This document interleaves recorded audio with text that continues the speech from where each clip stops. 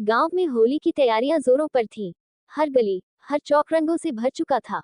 बच्चे पिचकारी लेकर भाग रहे थे, औरतें गुजिया तलने में व्यस्त थीं, और आदमी टोली बनाकर ढोलक के साथ फगुआ गा रहे थे। पूरे गांव में बस एक ही माहौल था, रंग और उमंग का। रामू काका, जो गांव के सबसे बुजुर्ग व्यक्ति थे, चौपाल पर बैठे मुस्कुरा रहे थे। उनका पोता छोटू भागता हुआ उनके पास आया और बोला, दादा, इस बार होली कुछ खास लगेगी।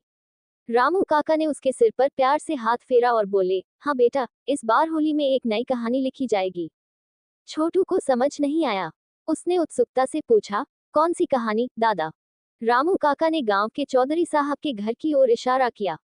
वहां उनका बेटा मोहन खड़ा था, जो कई सालों बाद शहर से गांव लौटा था। बचपन में वह और रामू काका का बेटा किशन सबसे अच्छे दोस्त थे, लेकिन एक गलतफहमी की वजह से दोनों परिवारों में दूरियां बढ़ गई थीं। मोहन अब तक किशन से नहीं मिला था, और दोनों परिवारों में मनमुटाव बना हुआ था। छोटू को ये बात अच्छी नहीं लगी। उसने सोचा, होली का मतलब ही तो बैर मिटाना होता है, फिर ये दुश्मनी क्यों?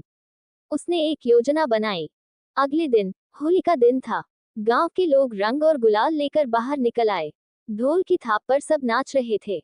छोटू सीधा मोहन के पास गया और उसके हाथ में गुलाल रखकर बोला, चलिए, इसे लगाए। मोहन हंसते हुए बोला, किसे लगाऊं?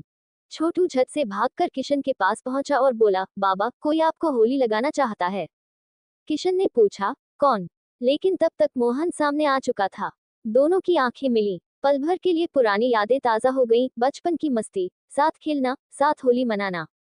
मोहन ने हाथ में रखा गुलाल किशन के चेहरे पर लगा दिया और भावुक होकर बोला, बचपन की होली बहुत याद आती थी, पर उस समय की दोस्ती और भी ज्यादा। किशन की आंखें नम हो गईं। उसने भी मोहन को गले लगा लिया। पूरा गांव तालियों से गूंज उठा। रामू काका दूर से यह नजारा देख रहे थे और मुस्कुरा रहे थे। छोटू खुश था। उसने रामू काका की ओर देखा और चिल्लाया, देखा दादा, इस बार होली में वाकई एक नई कहानी लिखी गई। पूरा गांव हंसी खुशी होली के रंग में डूब गया, और इस बार सिर्फ गुलाल ही नहीं, बल्कि रिश्तों की भी नई बहार आई थी।